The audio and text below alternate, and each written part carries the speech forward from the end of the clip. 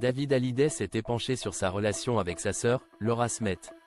Malgré leur grande complicité, le chanteur ne parvient pas à la faire céder sur un point bien précis. L'actualité est bien chargée pour David Hallyday. Ce dernier a sorti il y a quelques mois un nouvel album, Requiem pour un fou, dans lequel on retrouve de nombreuses reprises de Johnny Hallyday, de Je te promets à 100%, en passant par Laura. Cette dernière chanson avait été écrite en 1986 en hommage à Laura Smet, la fille du taulier, née de sa relation avec Nathalie Baye. En reprenant ce titre emblématique, David Hallyday n'a pas manqué d'émouvoir sa petite sœur. Il paraît qu'elle était assez dingue quand elle a entendu votre version, elle l'aime beaucoup Laura, lance Pierre Lescure au chanteur dans C'est à vous. Elle y tient beaucoup, ouais. C'est la chanson de sa naissance par son père, et maintenant c'est son grand frère qui lui chante, ça prend une autre tournure, répond David Hallyday. Merci mon frère, Laura Smet émue par David Hallyday.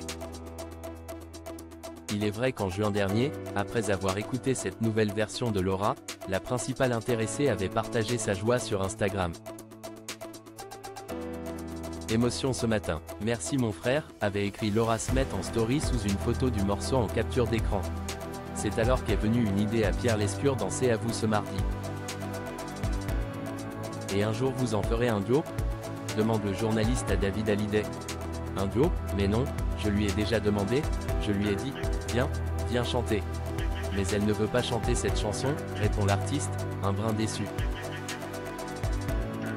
On espère qu'elle le fera quand même, ajoute Pierre Lescure, plein d'espoir. David Hallyday, un artiste multicasquette. En marge de la chanson, David Hallyday touche également à la comédie, lui qui apparaîtra prochainement dans un épisode inédit de Capitaine Marlowe. Pour l'occasion, il prête ses traits à un journaliste exilé sur une île bretonne qui va être confronté à la disparition d'un ami d'enfance lors d'un week-end de retrouvailles. Une expérience édifiante pour le chanteur, qui s'est très bien entendu avec sa partenaire de jeu, Corinne Massiero. Cette dernière lui a d'ailleurs laissé un petit message dans C'est à vous. Toute la bande était bien contente de te rencontrer et moi aussi parce que tu es vraiment un mec bienveillant, tu es un très beau camarade de jeu, tu es un super acteur et ça a été le panard franchement, de te rencontrer, s'est exclamée la comédienne.